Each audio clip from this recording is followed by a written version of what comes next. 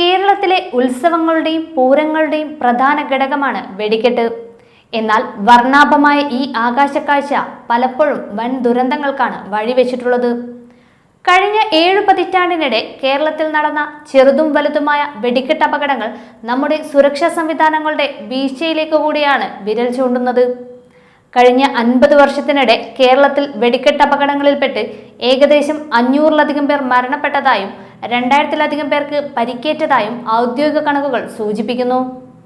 വെടിക്കെട്ട് അപകടങ്ങൾ നിത്യസംഭവമാണെങ്കിലും ചില ദുരന്തങ്ങൾ ഇന്നും മായാത്ത മുറിവുകളായി അവശേഷിക്കുന്നുണ്ട്. 1952 തിരുവനന്തപുരം പുതുക്കുളങ്ങരയിലുണ്ടായ അപകടത്തിൽ 68 പേർ മരിച്ചതായിരുന്നു ആദ്യത്തെ വലിയ ദുരന്തം. 1984 കണ്ടശം കടവിൽ 20 പേരും 1990 മാവേലിക്കര കായംകുളം ഉത്സവത്തിനിടെ 12 പേരും മരണപ്പെട്ടു.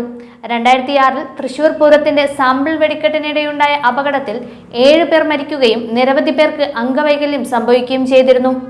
ഏറ്റവും ഒടുവിൽ കേരളത്തെ നടുക്കിയത് 2016 പുറ്റിങ്ങൽ ദുരന്തമാണ്.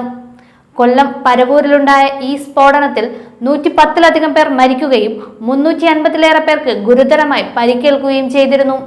അനൌദ്യോഗിക കണക്കുകൾ പ്രകാരം കഴിഞ്ഞ 50 വർഷത്തിനിടെ 500-ലധികം പേർ വെടിക്കെട്ട് അപകടങ്ങളിൽ കൊല്ലപ്പെട്ടിട്ടുണ്ട്.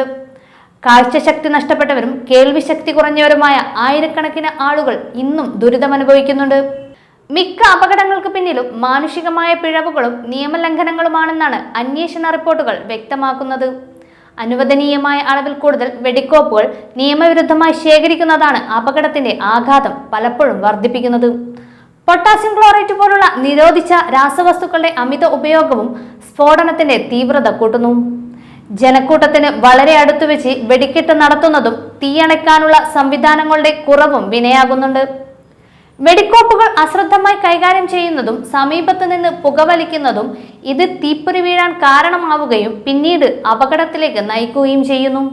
ഒരു വലിയ വെടിക്കെട്ട് അപകടം ഉണ്ടാക്കുന്ന സാമ്പത്തിക നഷ്ടം കണക്കാക്കാവുന്നതിലും അപ്പുറമാണ്. പുറ്റിങ്ങൽ ദുരന്തത്തിൽ മാത്രം കോടിക്കണക്കിന് രൂപയുടെ സ്വത്തുക്കളാണ് നശിച്ചത്. സമീപത്തെ വീടുകൾക്കും കെട്ടിടങ്ങൾക്കും ഉണ്ടായ കേടുപാടുകൾ പരിഹരിക്കാൻ വർഷങ്ങൾ വേണ്ടിവന്നു. ക്ഷേത്ര കമ്മിറ്റികൾ നൽകേണ്ടി വരുന്ന പിഴയും കോടതി ചെലവുകൾക്കും പുറമെയാണ് ഇത്. ഇതിനെല്ലാം ഉപരി ഒരു കുടുംബത്തിലെ ഏക വരുമാന സ്രോതസ്സായിരുന്ന വ്യക്തി മരണപ്പെടുമ്പോൾ ആ കുടുംബം നേരിടുന്ന സാമ്പത്തിക തകർച്ച വിവരണാതീതമാണ്. പരിക്കേറ്റവരുടെ ദീർഘകാല ചികിത്സാ ചെലവുകൾ പലരെയും കടക്കെണിയിലാക്കുന്നുണ്ട്.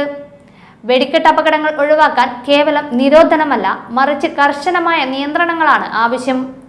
വെടിക്കെട്ട് പുരകൾ ജനവാസ കേന്ദ്രങ്ങളിൽ നിന്നും ക്ഷേത്രങ്ങളിൽ നിന്നും സുരക്ഷിതമായ അകലത്തിലാണെന്ന് ഉറപ്പുവരുത്തണം. വെടിക്കെട്ട് നടത്തുന്ന തൊഴിലാളികൾക്ക് ലൈസൻസും ഇൻഷുറൻസ് പരിരക്ഷയും നിർബന്ധമാക്കണം. ശബ്ദമലിനീകരണം കുറഞ്ഞതും സുരക്ഷിതവുമായ ഹരിത വെടിക്കെട്ടുകൾ പ്രോത്സാഹിപ്പിക്കുന്നത് വലിയ മാറ്റമുണ്ടാക്കും. ജനങ്ങൾ സുരക്ഷിതമായ അകലം പാലിക്കുന്നുണ്ടെന്ന് ഉറപ്പാക്കാൻ ഡ്രോണുകൾ ഉൾപ്പെടെയുള്ള ആധുനിക സാങ്കേതിക വിദ്യകൾ ഉപയോഗപ്പെടുത്താവുന്നതാണ്. ആവേശം ആഘോഷമാകണമെങ്കിൽ സുരക്ഷ ഒരു സംസ്കാരമായി മാറേണ്ടതുകൂടിയുണ്ട്.